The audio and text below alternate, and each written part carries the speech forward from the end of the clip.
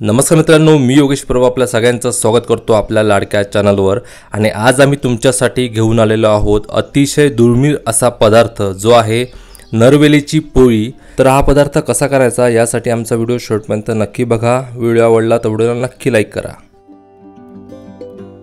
ही बघा, ही वनस्पती, हिची पानं आपल्या तुळशीच्या पानासारखी दिसतात ही बघा, पण हिला म्हणतात नरवेल आणि फार औषधी अशी वनस्पती आहे। त्यादिवशी मी फिरायला गेले होते तर मला एके ठिकाणी वनस्पती दिसली म्हणून मी घेऊन आली। सहसा मिळत नाही, शहराच्या ठिकाणी, गावाच्या ठिकाणी मिळते। तर ही वनस्पती, ही पानं जी आहेत ना, हिला नरवेल म्हणतात। नरवेल फार उपयुक्त आहे। आपले पोटाचे विकार असतील किंवा सांधे दुखत असतील तर त्याने बरे होतात। आणि म्हणून ना बाळंतीण जेव्हा पूर्वी गावात ना काय अशी औषधं होती त्यावेळेला ते अशा ज्या वनस्पती होत्या त्यांचा उपयोग करून त्यांना खायला घालायचे। तर हे बघा, अगदी म्हणजे तुळशीच्या ह्या नरवेलीची ना पोळी करून बाळंतीणला खायला घालायचे। कारण काय माहिती आहे, तेव्हा आता कसं आपल्या कॅल्शियमच्या वगैरे गोळ्या तेव्हा इतकं प्रमाण नव्हतं। म्हणजे आम्हीसुद्धा खाल्लेलं आहे, आईने आम्हाला करून घातलं आहे। गावातनं शोधून आणायची आणि त्याची एकदम सोपी पद्धत दाखवली तुम्हाला मी। तर ही पानं पहिल्यांदा काय करायची, स्वच्छ धुवून घ्यायची। सगळी पानं काढायची। हे देठ आहेत ना, ते म्हणजे ह्या काठ्या टाकून द्यायच्या, पानंच घ्यायची, स्वच्छ धुवायची आणि नंतर तुम्हाला पुढची कृती दाखवते। आता हे करताना, ह्याची पोळी करताना काय काय साहित्य लागणार आहे, तर मुख्य म्हणजे हे मी पाऊण वाटी तांदळाचं पीठ घेतलं आहे, अर्धी वाटी गव्हाचं पीठ घेतलं आहे आणि पाव वाटी रवा घेतला आहे। आणखी ते हळद, म्हणजे ओलं किसलेलं खोबरं घेतलं अर्धी वाटी गूळ आहे, ओवा, जिरं आणि ह्याच्यामध्ये हे वेलची पावडर आहे। आणि झटपटी करायची आहे। तर त्या काय करायचं, ही पानं, नंतर खोबरं, गूळ, ओवा आणि जिरं हे आपण मिक्सर लावून घ्यायचं आहे। तर त्यासाठी मी पानं चांगली स्वच्छ धुवून घेते, 4-5 वेळा चांगली स्वच्छ धुवून घ्यायची आणि नंतर ही पानं अशीच मिक्सरला लावायची आहे। आणि ही पानं आहेत ना थोडीशी कडवट लागतात आणि तुरट। मग त्या कडवटपणा असल्यामुळेच काय होतं, बाळंतिणीच्या म्हणजे तिला एक पुनर्जन्म असतो बाळंतपण म्हणजे। आणि ह्या वेळेला सगळे स्नायू तिचे हलके हल्ले असतात आणि त्यांना मजबूत येण्यासाठी, तसंच पोटात जे आपलं 9 महिन्याचा विटा असतो तो निघून जाण्यासाठी ह्याचा उपयोग होतो। हे खूप चांगलं औषधी आहे। आता काय सहसा ती अगदी म्हणजे मिळतच नाही आहे। शोधल्यानंतरच मला म्हणजे मिळाले। मी खूप शोधत होते दिवस हे दाखवायचं तुम्हाला म्हणून। तर मी तुम्हाला हे सगळी कृती ना आईला तर जमत नाही आहे म्हणून मी तुम्हाला करून देणार आहे। आणि पोळी कशी करायची ती तुम्हाला ती दाखवेल। ते सगळं मी जरा साफ करून घेते आणि मिक्सरला लावून घेते। धुवून घेतली आहेत, स्वच्छ पानं धुवून घेतली आहेत। आणि ह्याचं आता कसं ओळखायचं, तर ह्याला ना एक वेगळा सुगंध येतो, जसं सुरपीन। तुम्हाला काही लोकांना माहिती असेल, पूर्वी काय करायचं माहिती आहे, औषधं का पोटात दुखायला लागलं की आपल्या परड्यामध्ये सुरपिणीचा पाला असायचा, तो पाला वाटून द्यायचे, समजलं ना, की पोटदुखी बरी व्हायची। अशी खूप अशा गावठी औषधं मागे तुम्हाला आमच्या आईने सांगितल्या होत्या। तर असा ह्याला एक वेगळा सुगंध येतो ह्याचा आणि त्याच्यावर आपल्याला कळतं की ही नरवेलच आहे असं ते। तर ही आता काय करायची, ही अशी मी पानं घेतली त्याची, हे बघा। आणि आता ह्याच्यामध्ये हे खोबरं घालते। नंतर मी मोठा एक चमचा ओवा घेतला आहे। कारण हे बघा, ओवा बाळंतीणला ओवा, लसूण, मिरी खायला देतात। तर का तिच्या शरीरात एकदम शरीर नाजूक झालेलं असतं आणि तिचा जो झालेला त्रास आहे तो सगळा भरून काढण्यासाठी ह्या ओवा काम करत असतो।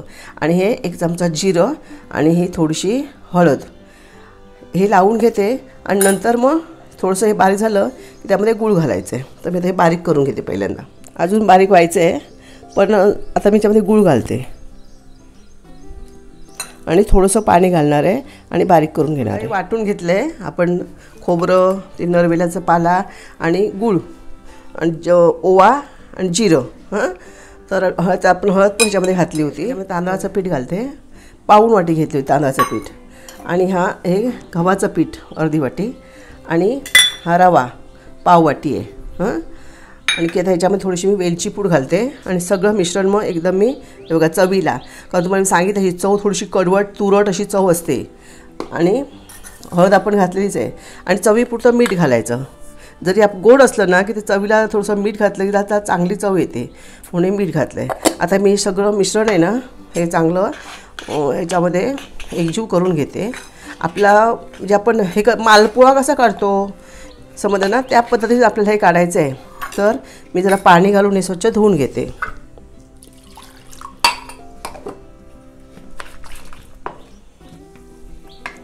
फार महत्त्वाची वनस्पती आहे, ही उपयोगात आणायची आपण लक्षात ठेवण्यात. तर कसं माहिती आहे, आता ह्या सगळ्या गोष्टी ह्या सगळ्या हळूहळू लोक विस्मरणात चाललेलं आहे.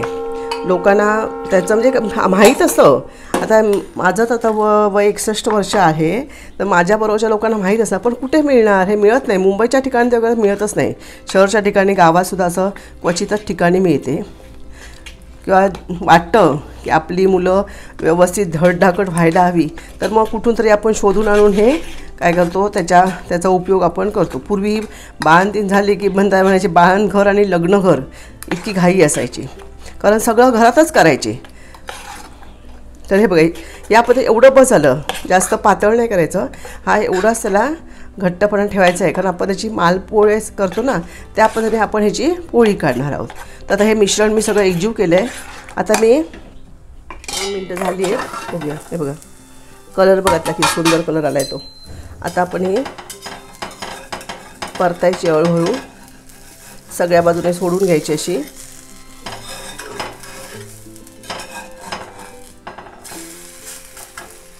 अगदी बघा त्या पानांचा हिरवा रंग ह्याच्यामध्ये आलेला आहे बघा, दिसतोय होय ना. हे आंबोळी कशी होईल त्याच पद्धतीने होणार आहे. आता मी गॅस एकदम कमी केलं आहे, परत झाकण ठेवते. बघा 2 मिनटं झाली आहेत. बघा जशी आंबोळी उचलते ना त्या पद्धतीनेच हे झालेलं आहे बघा. आता दुसरी आपण घालूया.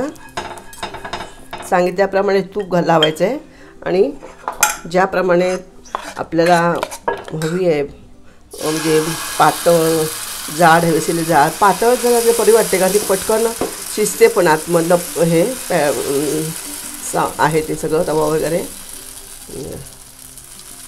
जास्त जाड नाही बरी वाटत. आता याच्यावरती झाकण ठेवते आणि गॅस मीडियमवरती ठेवते.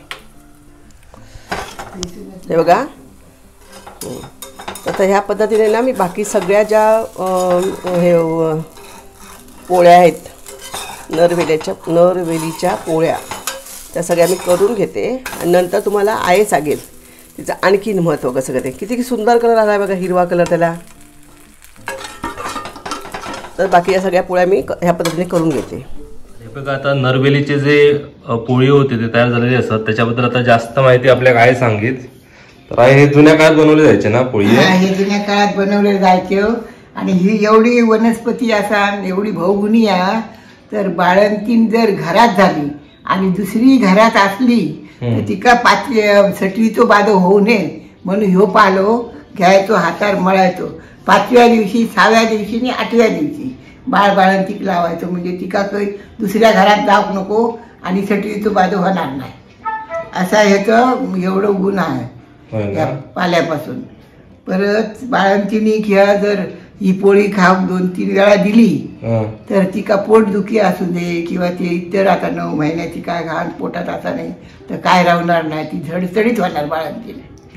हा एवढं याचा वनस्पती असा एवढं गुण आहे तो आणि एवढी पावर आहे त्यात. आणि बाळांच्या अंगात लावायचं तर काय सांगू? बाळाच्या अंगात लावायचं. बाळंतीणी दोघांका पण तो 5व्या दिवशी लावायचो. घरात जर दुसरी बाळंतीण असली ना तर 6वीचो बादो होता. हे लहान मुलाखाने ऐक म्हणून तो बादो होऊ नये म्हणून ह्यो पालो घ्यायचो, हातार मळायचो आणि बाळाचं लावायचो तोंडापासून हातापायात आणि बाळंतिणीक पण लावायचो. मग दुसरीकडे जावची ह्याना किंवा 6वीचो बाद होणार नाही, एवढी याच्याकडे पावर आहे. आणि आधीच्या काळात तुम्ही ह्याच बनवायचं? ह्याच का ना, ह्याच. आता माझ्या ह्या 4-5 नातवंडांका मी 5वी असली कोणती काय असलं तर ह्याच लावलंय.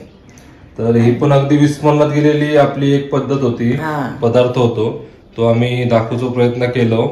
आणि याची चव कशी लागते? चव याची मालपोळ्यासारखी चव लागता याची एकदम. खाऊ बरो आणि एक पौष्टिक बनवू आणि औषधी म्हणून सुद्धा ही उपयोगी आहे. झाड कसं असतं? झाड याचा बारीक पानं असतात, पानं दाखवली आहेत. झाड असा लहान असता पण क्वचित झाड काहीतरी ह्या मोठ्या नशिबान अशात मिळाला झाड.